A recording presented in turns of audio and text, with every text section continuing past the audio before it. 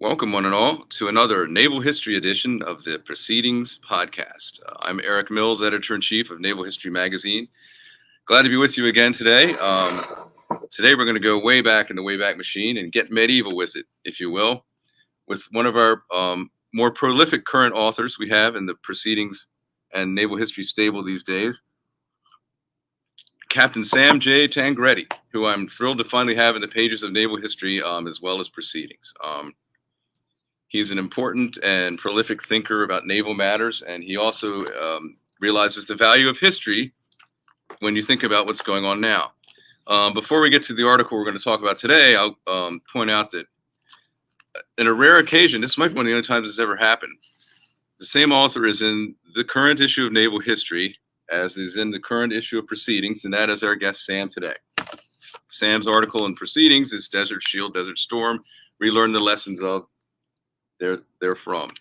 Sam, I'll also give a shout out to for being the winner of our general prize essay contest, and that will be in the next issue of Proceedings. But today we're here to talk about matters more historical with Sam. I feel like that the author today is blazing a new naval history. He's looking at the role of maritime operations in the Great Crusades, the Middle Ages. And there's not a lot been done on this, but there's raw material out there for the seeker of history who goes and digs for it. And that is our guest today, Sam. Sam, welcome aboard. Good to see you. Thank you, Eric. It's a pleasure to be with you. This is, we were thrilled to get this article.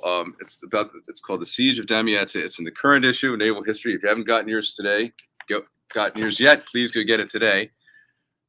This is a fascinating piece. And it goes to show how applied history, lessons from the past, don't have to just come from 50 years ago or 100 years ago. There are lessons all the way back. You can go to the Battle of Salamis and get lessons that are applicable today. But Sam, you've been on a sort of, this is part of a larger project you've been working on to research this, the sort of the maritime/naval history of the Crusades.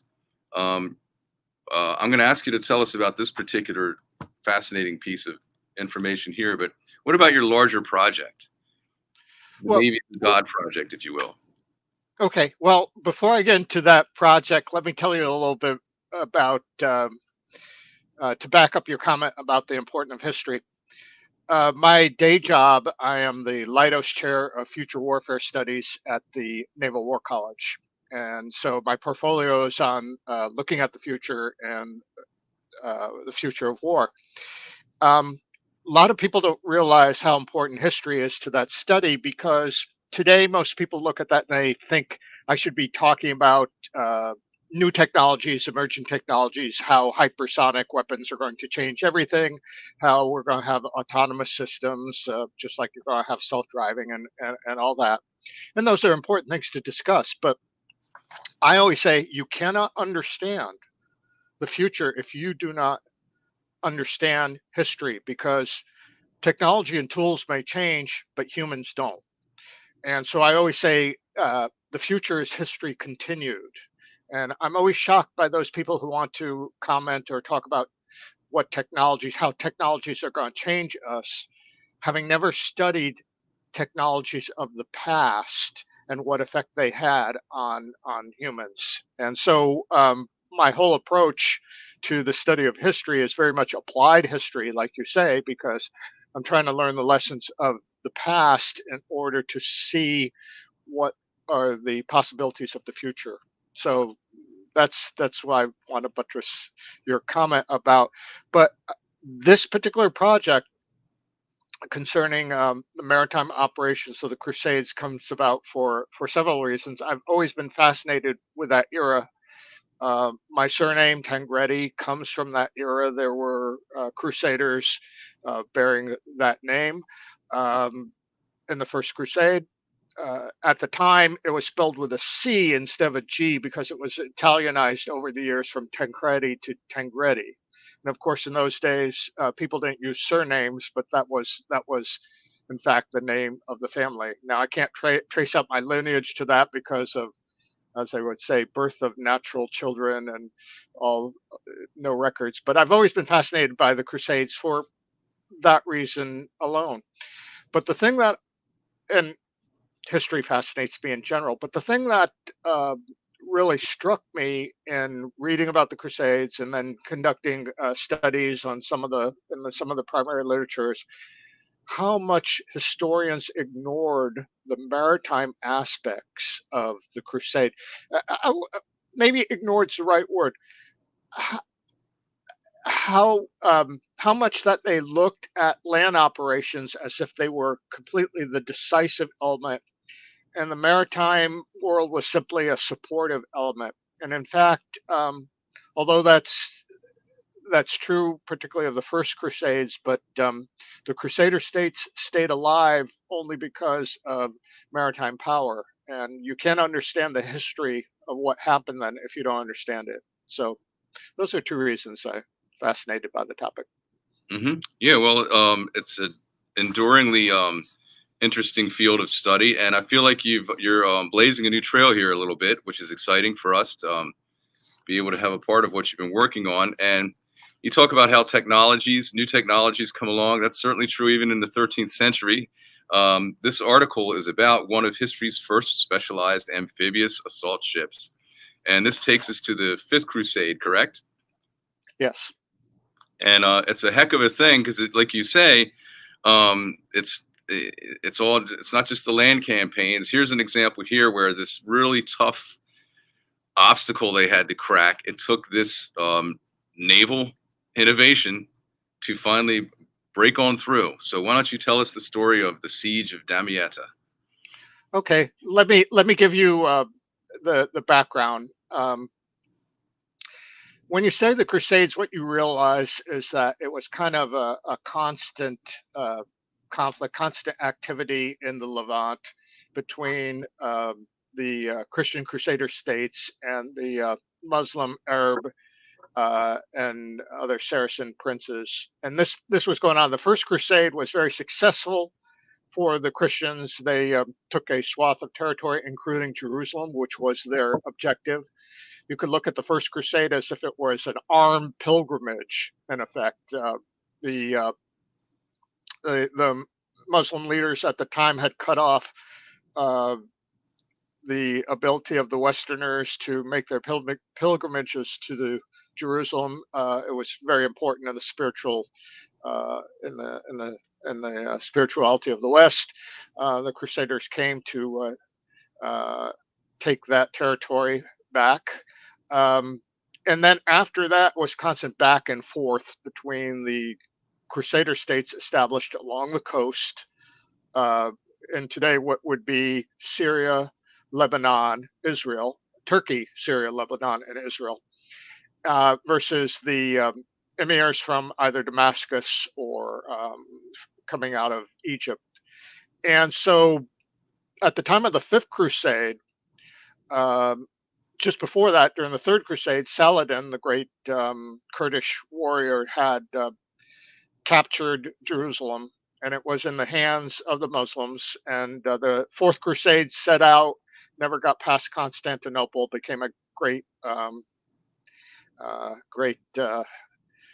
inter-Christian battle. But the Fifth Crusade started sending crusaders, particularly from Germany, as well as France and others, to the Levant. Now, at the time, John of Brienne, who held the titular title of King of Jerusalem, although there was no Kingdom of Jerusalem left, really, he was in charge of the Crusader activities in the Levant.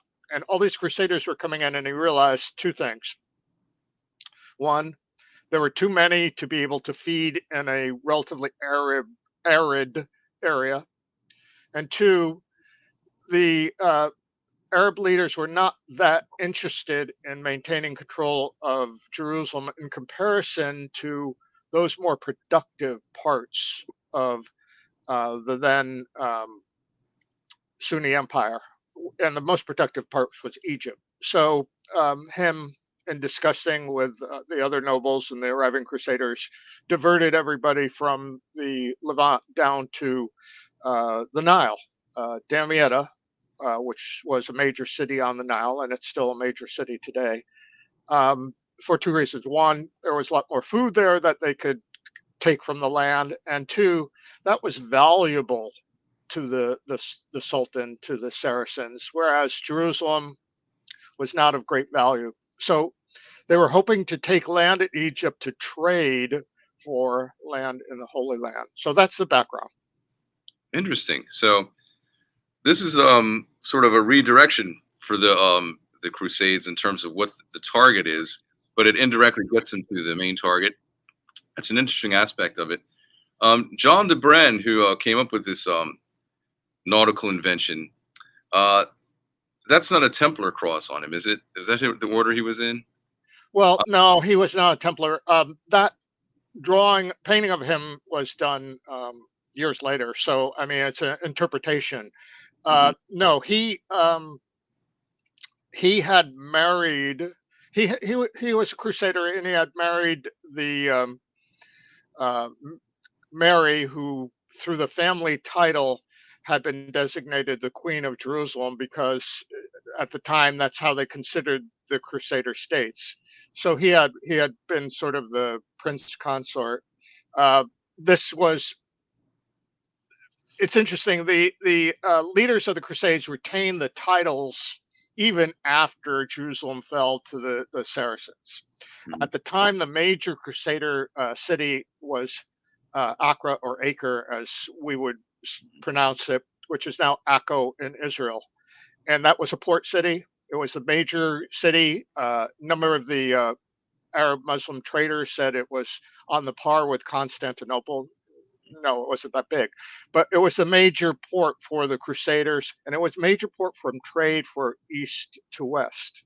In fact, people have the popular image of the Crusades is not very accurate, because we see it as a bloody and bloodthirsty religious war between the Christians and the Muslims, and there's certainly that elements because religion was a motivator.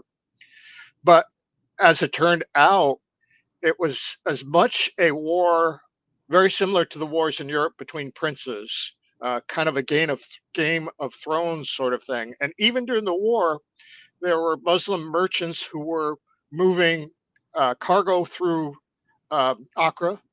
There were Christians who were trading with the Muslim countries. There were alliances back and forth. In fact, you can read about there were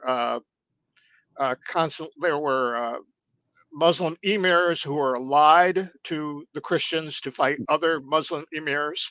There were, in one case, a Christian prince who allied with the Muslims to fight another Christian prince. This was a very complex situation, and it was a political conflict as much as it was religious.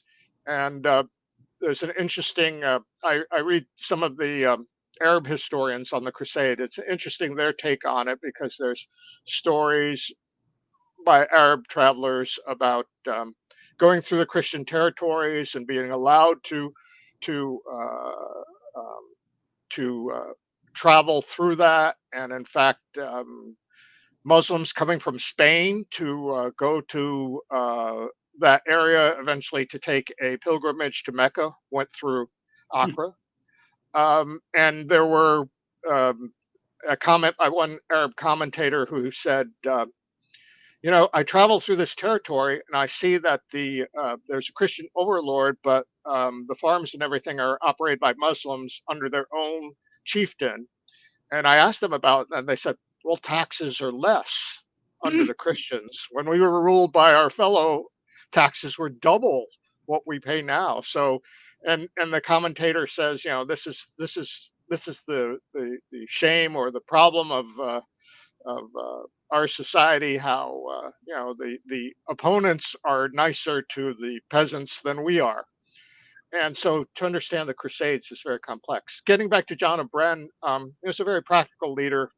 There's these Crusaders sailing in. He needed to feed them. Um, so he came up with this plan. These were smart people. This is another thing about people who don't read history. The people in that age have not the technology of us, and they may not have had polite habits or sanitation or health or anything, but emotionally and psychologically and thought, they were us. I mean, they were smart people. They figured these things out, and it wasn't haphazard. He later on after his Queen Mary had died, and he was holding the title and leading the Crusades through the Holy Roman Empire emperor had claimed the title for himself, and actually John eventually got uh, kicked out of that area, but then through a number of connections became the titular Latin emperor of Constantinople. Although that didn't last very long. Hmm. Anyway, but my point is, these were smart strategists. These were not ignorant people. They just didn't have the toys we had, and they just didn't have the knowledge we had. But in looking at the strategic situation, they could figure things out. That's what's so compelling to me about this. It's an age-old story. It's just as good today. If you don't have the right vessel for the mission at hand, you have to invent that vessel, that platform, if you will. And that's what this is all about. It's sort of this Guns of Navarone type challenge to get past this bulwark, this tower, right? To get in there, and they have to figure out a way to do that. And they made do with what was at hand, like you say. They worked with what they had. The standard merchant vessel of the time, the cog. Let's talk about that as sort of a basis for which they start to build ideas from. Mhm. Yeah, during the early medieval period, the basic warship was, of course, the galley, the rowed galley, and of course that's what the Viking ships were on their attack. And so you're going based on human oar power. At the same time, the merchant vessels traveled by sail power. They were small crewed, and it was not practical to transport goods using oared vessels. It's very expensive unless the rowers are slaves. You have to pay them and feed them. In the case of the Vikings or others like them, of course, they were every individual's kind of shared in the booty, so it was kind of a common. So anyway, in the North Atlantic area, gradually galleys became rarer, and the cogs, which was the merchant vessel under sail, became the dominant vessel. Not simply because before trade, but because it made practical sense from the naval aspect too. It's very weather is tough in the northern regions. Um, the a galley by nature has low freeboard. You need a higher freeboard, better protected vessel. So gradually, the naval forces, and you have to understand that there wasn't necessarily standing naval forces. The sailors worked on merchant and in trade and in merchant ships, and then became naval sailors at the whim of the leadership, and to their number were added soldiers. But anyway, gradually the cog was adopted. It was in the north. It was clinker built. That is, instead of building on a major frame with a keel, and like we did, boards would be lapped, and in order to construct it. Later versions in the Mediterranean era of that is when they developed flush sides to their ships, and that's probably because it was less uh, because the weather in the Mediterranean and the seas are less hostile than in the North Sea area. So those were the standard. We don't know on how big these vessels were, um, and mostly because there are no extent plans that says this is a cog. Rather, we understand it based on archival literature on seals of on documents, on drawings, um, and there have been a few uh, about three cogs that have been discovered by archaeologists, so that we could get somewhat of a picture of it. But the basic elements of the ship was it was wind powered with a single sail. It had high bulwarks. It usually had a high prow shaped somewhat like a castle, and that's how we get the word forecastle, forecastle. And then some sort of structure like that aft on the stern. And let me tell you, voyaging in those sorts of vessels required a great deal of bravery if you were going around from, say, the coast of Germany or Frisia, which is the islands, uh, um, the German and Dutch islands right there on the coast. If you were going from that all the way around through down the channel, through the Bay of Biscay, all the way through Gibraltar and stuff, that's a challenging voyage in a small vessel. So anyway, those were the vessels that they used to come into the Levant.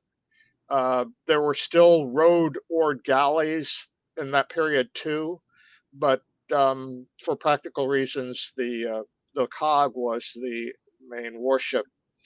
And the Crusaders and others became very creative in trying to make some sort of uh, structures on these vessels in order to engage in what was, in effect, missile warfare.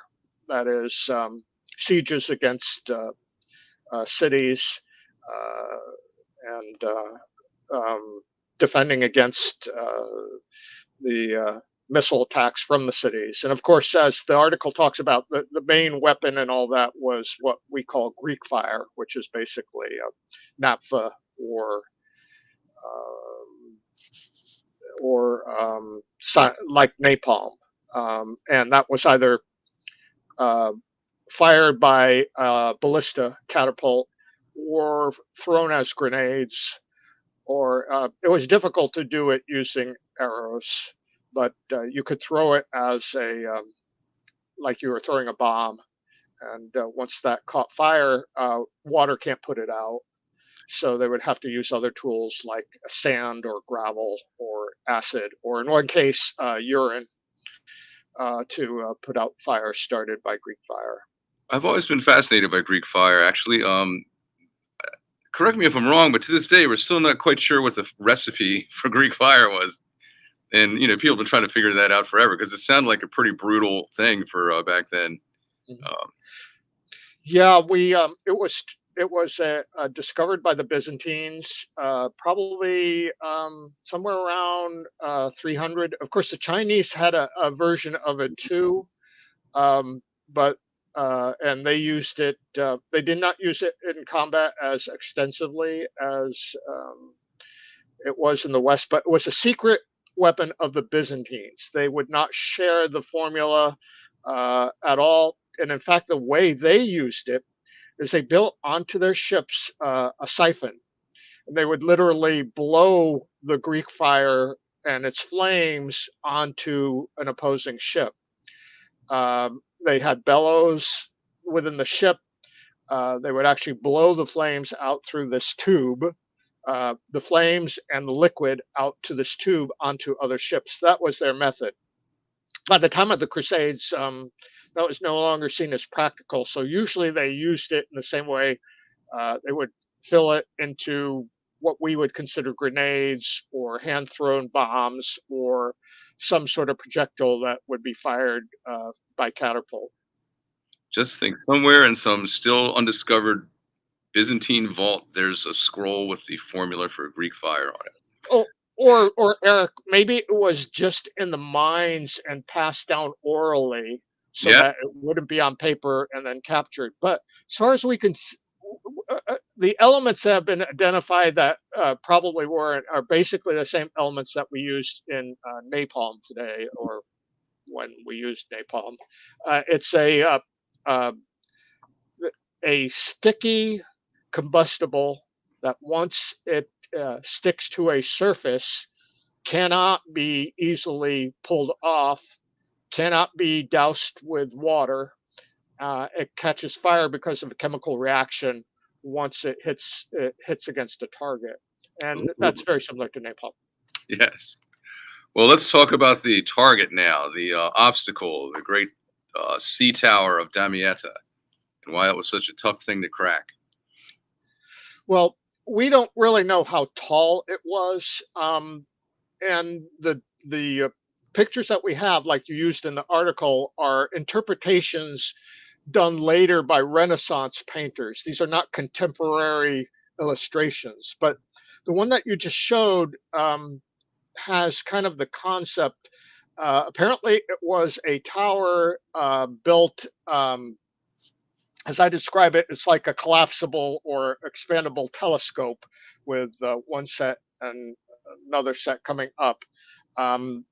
According to the uh, records done by Oliver Paderborn, um, it was 70 tiers tall. We have no idea what a tier is, but it must have been a number of levels. That picture shows it just as two levels, but number of levels, and it was considered significant because it was designed so that a smaller force could defend it by moving to various levels, and it was hard to get above that first level. So Oliver designed a method to reach the upper level of this tower, and it was a ramp that swung down, kind of in the same way we use bow ramps in amphibious vessels such as the LST, except it was up.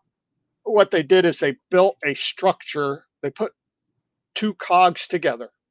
They built a structure somewhat like a siege tower, with a high fortress. And then in this fortress, they had this bow. Oliver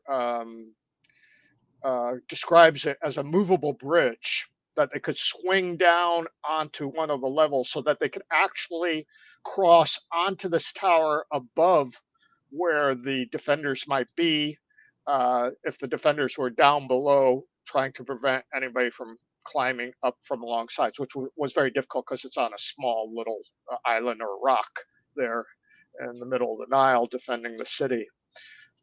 So by use of that ramp, and apparently it was something new, although you would think that it's a very simple concept. And in fact, in the ancient times, they didn't. The Romans had something sort of equivalent, but this one was perched up high as if it were on a tower, and apparently it was something like 35 feet longer. Longer. It extended 35 feet beyond the prow of the vessel, and it wasn't. It was not a standard uh, naval vessel of the time. So it gave them the great advantage because they could attack from an upper level, and that's what they didn't have before. In the past, the attack on this tower was conducted by cogs with scaling ladders, just like they would use during the siege of cities on land, and that could be easily defended against. But once this ramp swung down and lodged into the onto one of the levels, it was very difficult to dislodge it, just like very similar to the sort of thing you would do in with amphibious warships bow ramp. Yeah, it's genius. It's on one hand, it's like a floating Roman siege tower. On the other hand, it reminds me a little bit of the corvus that the ancients used, Mhm. where it comes down and there's this nasty like beak-like spike in there. And once it's there, those holes are locked, and you can't, they can't get away. So, and that, Right. of course, is Latin for raven because it looked like a raven. Mhm. And the way this thing gets on there, and boom, and then they can't dislodge it. Um, Quite an amazing feat. We have a question from a viewer who wants to hear more about how you did your research, primary sources, etc. And if there are the good primary sources for this era, for this period of history, are English translations readily available for a lot of them, or do you have to like go to the original language? No, English translations are very available because of a program done originally at the University of Pennsylvania and then later at University of Wisconsin. There was a series of translations of the great historians or narrative contemporary historians of the Crusades. Um, in this case, Oliver Paderborn is our primary source, although there was others, Jean de Vren and others. And Oliver's history was translated into English in the 50s, and there's a current translation that is available today on Amazon as part of a history of the Crusades of that period. Anyway, the major resources are in English, including the Arab sources. There was a scholar by the name of Francisco Gabriel, an Italian, who translated most of the Arab sources again in the 1950s. The 1950s seemed to be a period, and early 60s seemed to be a period that scholars were interested in the Crusades. I could explain that later. But anyway, they exist. You could also go online and look at the original manuscripts, and there are ways to look at that. Of course, in high school I studied Latin, so I could try to read and attempted to read some of the manuscripts. Of course, over the years the language changed. What was classical Latin in the Roman era was not is not the same as the Middle Ages. But you can actually make out, and there's a number of universities who have put these sources online. And of course, the sources were manuscripts that were handwritten, that was hand copied. So they're not easy to decipher, even if you are have studied Latin. So the answer to the question is yes. There's English translations that are readily available. To go look at some of the work by an editor by the name of Seaton, who was a professor at, I believe, at University of Pennsylvania, put out three 5-volume sets in the late 60s that in which it was edited, in which each expert in a particular crusade era wrote a chapter on, and that'll take you to where the translations can be found. Um, Sounds like there's a wealth of material out there, and we do live in a golden age of research. Being right. able to access ancient and medieval primary sources online. I mean, if you like this kind of thing, it's like a fantasy of the future. Like 50 years from now, you'll be able to go on a computer and look, as opposed Yeah. to going to Stuttgart to some reference library, So it really is a golden age for this, which means that a lot more of digging up of what happened in the past should happen. History's never finished being written, as you obviously know. So this is a great and interesting piece of a chapter of naval architecture history, if you will, that most people haven't even thought about or seen. But it seems to me there must be a lot of other good stuff just in this fertile period that you mentioned the Vikings. They were involved in the Crusades to a certain degree, Christianized Vikings, correct? Yes, in fact, there was a king of Denmark who actually went on crusade using longships. Jamsfarer, was he call it? Jerusalem Farer was his name. And so there was so much maritime activity. The Vikings got as far as Spain, and then at the time, the Spanish were trying to reconquer the peninsula from the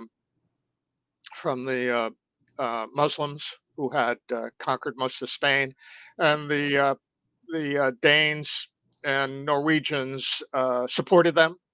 And then later they did travel through the Mediterranean to the Levant.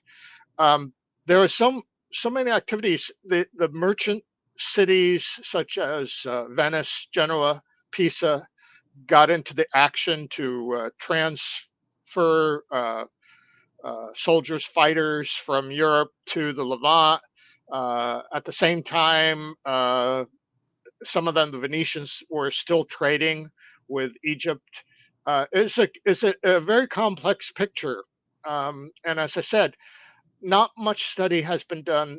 Not much detailed study has been done on the maritime aspects because the focus was on land. Also, our vision of the Crusades as merely some sort of uh, bloody, ignorant struggle, religious struggle without any point, and certainly unholy, comes from writings, particularly in the 1950s, particularly from an English historian called Steve Runciman, who was later knighted, Sir Steve Runciman. In the 50s, late in the 50s, he wrote a 3-volume set on the history of the Crusades. It's still in print. I've got uh, copies. And he was a great writer, stylistic writer. And a lot of the Crusade studies took their cue. Now, Runciman originally was a historian of the Byzantine Empire, which, when you're a historian like that, usually you fall in love with your subject. And of course, the Crusades had invaded Constantinople and really destroyed the strength of the Byzantine Empire, and finally the Arabs overthrew it. So he he basically he wrote the history in such a way to make it very negative to the Crusaders, and he admitted that in some interviews, saying, "No, uh, the Byzantine and the Arabs were superior civilizations, and the Western Europeans were just barbarians." And so our understanding of the Crusades comes from that, and we don't realize the complexity of it. But also, Runciman was very land centric. He did not write much about maritime operations, in fact, relatively little. So, relatively little has been written from the maritime perspective. Until recently, there's a lot of history of the Mediterranean that now talks about that. There's some work being done. There's some excellent work by Charles Stanton, who has written some academic works on medieval naval warfare. He Now these works are published by primarily academic publishers. The two problems are, of course, they're not popularly written, and pardon me with my headset, not popularly written, and um, very expensive to obtain.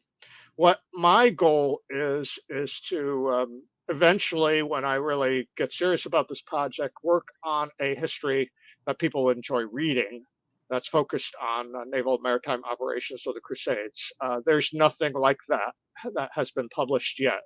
There's been articles such as the one that just published Naval History, but nobody has gone and looked at the history of the naval operations of the Crusades in the way a Jim Hornfisher would write it, or Barbara Tuchman, or someone who could take history and bring it alive to the reader.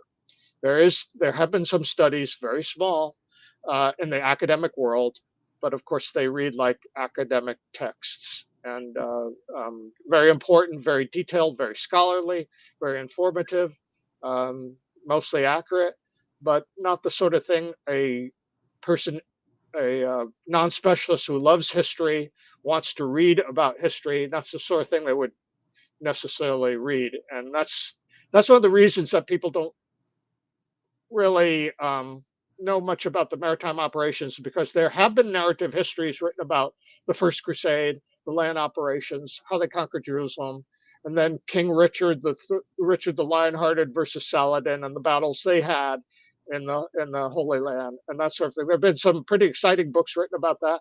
There haven't been too many exciting things written about the maritime history, with the exception of Malta and the Knights of Malta and the Siege of Malta, but that comes later on. Uh, following the Great Crusades, although that was, again, a Christian versus Muslim struggle. So what we really need to do is have some writers really write some pretty interesting, as I said, Jim Hornfisher style about that period. And maybe someday I will. Um, but I've got so many other projects before that that it'll be a while. Well, we really think you're onto something here, and we're thrilled to be able to have had an opening salvo of your ongoing research in this in the current issue of Naval History, and we look forward to seeing more, Sam.